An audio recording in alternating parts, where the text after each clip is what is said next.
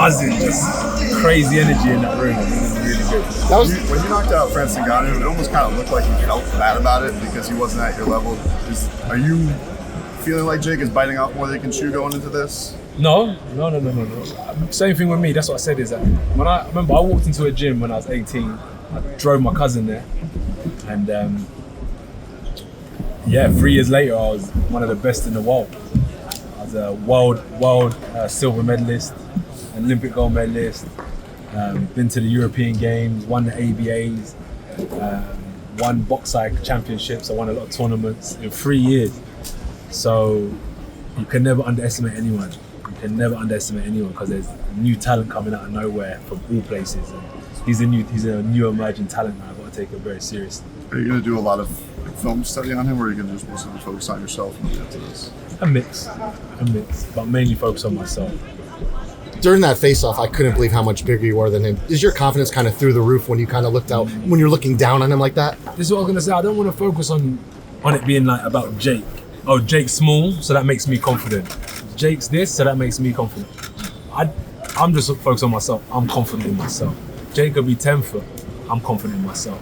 That's what I'm saying. It's not about how he is. I just really I've got a good team. I've been through ups and downs. I've stood the test of time. I'm passionate. I'm hungry, and I'm still here ready to fight my heart out. So I'm confident in that. Anthony, not only from the UK but from Watford too. Of your last 6 opponents, Usyk, Jermaine Franklin, Daniel Dubois, Francis Ngannou, which of those would Jake Paul beat, do you think? Maybe Ngannou. That's a fight that we might see in the future. That's a good question. I swear to you, I was quite asking myself that yesterday. Some of the fighters that I fought, I wonder how they'll get on with Jake. That's a good question for your followers. How would some of the fighters that I fought get on with Jake? Would he win the British title, do you think? Fraser Clark and TKV are contesting for that. Do you think he'd win one? Beat them two? It's a question for your followers. I'm not going to say. I don't think he could beat Fraser or TKV. Can you say if there's a rematch clause for this fight, and if so, who wanted it? No, there isn't. I don't think there is, actually. I'm not too sure. Okay. Anthony, you're one of the greatest ever. Who are, in your opinion, top 5 heavyweights in order all time? Top 5 greatest heavyweights. Let me consider. Hold on. You're going to chat GPT? Don't ask GDV. No, did Henry Armstrong, he went up to heavyweight, didn't he? Henry Armstrong went up to middleweight. He didn't go up to, he went up to heavyweight. No, he lost at middleweight. That was Got length. But he was champ in 3 divisions at the same time while moving up and down, and that was like 1928 or But something. what weight did he go up to? 160. Max? And he fought Sefrin Garcia in the middleweight. Yeah, I don't think he went up to heavyweight. Okay, well he's one of my favourite fighters anyway. Heavyweights. Obviously Joe Louis, Muhammad Ali. I don't want to pick the usual heavyweights. Myself, Tyson. Mike Tyson? You got Mike Tyson top 5. Yeah, man. Like I watched an interview and Emmanuel Stewart said it the best. There's not many fighters that come into a generation that make 6'6" guys want to box like they're 5'11". That have 6'6" guys rolling their heads, wearing black shorts, and Mike Tyson was a generational icon, not just for his boxing skill, but his aura, his psychology.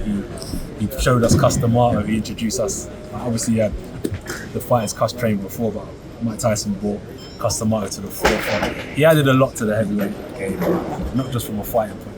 So we've got 4 at the minute, yeah, and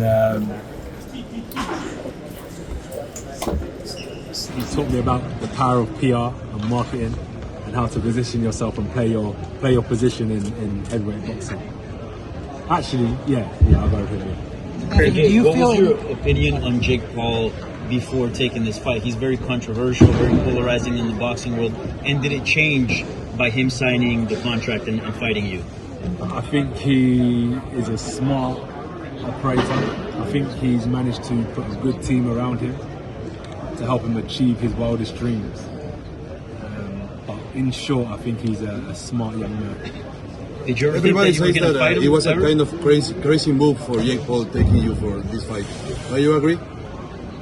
It was a crazy move for him, for his career. I'm gonna come to fight, and by the way, there's no stuff in the contract that says I can't do this. I'm going to come to fight. You know, so that's what he wants, though. So it's not crazy. He's getting what he wants. It's not crazy. That's what I said. I don't think Jake's crazy. He's a realist. He's a logical man, and he wants to fight. He wants to fight good fight. And your first reaction when they called you to fight Jake Paul, it was like a Jake easy called money me, or Jake called me directly. He called me. He didn't call my team. Jake called me. I said, okay, no problem, no problem. easy money. Not easy money. We'll see. I'll let you know December 19th, December 20. Was it FaceTime? Did you think it was a prank? No, just normal WhatsApp call. So that'd be convinced you it was him? Yeah. Did you have an opinion on the Gervonta fight, and did you have a prediction? Did you ever put one out if it would have happened? Yeah, I think Gervonta would have struggled in some aspects, but I think he would have got the victory. Gervonta would have got the victory? Yes, I did, because of his counter-punching ability. So I think he would have, you know how he done with Frank Martin, kept his tight guard, took some shots on the gloves, figured out his distance, and then counter-punched Jake to hurt him. Is there a certain point this year when you had the elbow surgery it felt all the way back? No, I've had elbow surgery before. It's so now with technology that it's such minor operations. You know, the procedures are so minimal. They're not big at all. So I was very confident in a good return. But I needed the year out to go through all of this, and it wasn't. As I said, the year out wasn't in vain. It was just clear my body, clear my mind, and get back 100%. Most boxers, the value that this fight has for Jake. You know, obviously fighting a former world champion and first ballot Hall of Famer. There's a lot of reward there for him. But for you, I mean, outside of maybe the financial reward, what is the value in fighting Jake for you? What's the motivation in taking this? So you've got ability, and you have marketability in boxing. Now, unfortunately, how it goes is you could have the two best fighters with the best ability, but they don't have marketability. So they won't be able to showcase their talent to the world because broadcasters won't be interested and fans aren't that interested. So what we need to do is bring the marketability aspect into the ability realm. So that's what I've always tried to focus on, is bringing eyes onto the sport. And young boxers, I always say, don't wait until you become a champion before you announce to the world who you are. It's too late then. You need to get people following you, so by the time you're a champion, everyone's ready to buy a ticket. I want to see this guy, he's in town. And that's why we need to bring the marketability aspect. So I looked at it and said, wow, this is a great opportunity to showcase myself to the whole world, and God willing, my prayers are answered and I get the job done and I hurt Jake in spectacular fashion and I get a victory. All that market then comes over to me, and I can focus on other fighters that have pure ability, that need this promotion I can bring to the table. On December 20th, the day after the fight, what do the headlines say about this fight and about you? I don't know.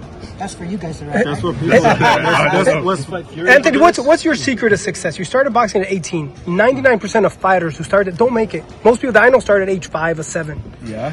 What is it? Is it God given? Is it work hard? Yeah. Just like nature and a bit of nurture.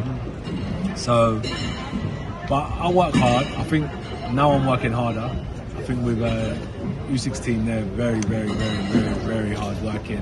I wish I would have worked harder when I was younger.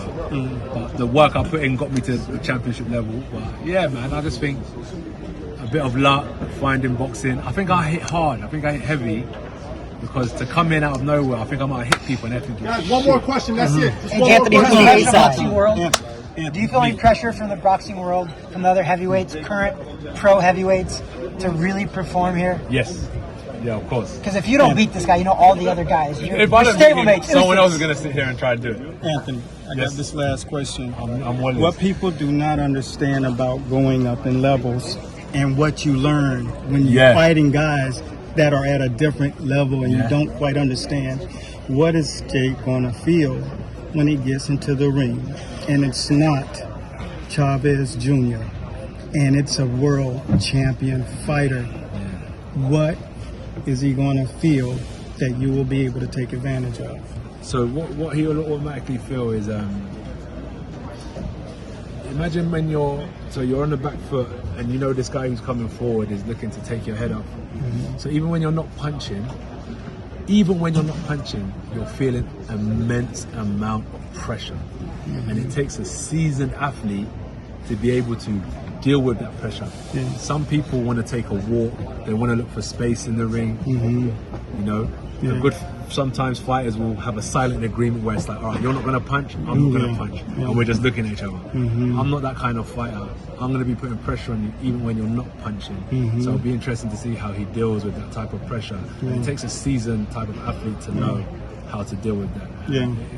Boxing is not just the punches you see, it's the feinting, it's the distance, it's the, oh my God, intangibles. Yeah, the intangibles. It's going to be really interesting to see how he deals with the intangibles. And that's why I said there's a few things that I'm going to do in the ring that he might not have seen before. I'm going to see how he deals with them. Thank you guys. Thank you, everybody. Thanks, Thank you. Hey, I want you to do one thing. My son wants to be a boxer. I want you to give him. Yeah, that's my son.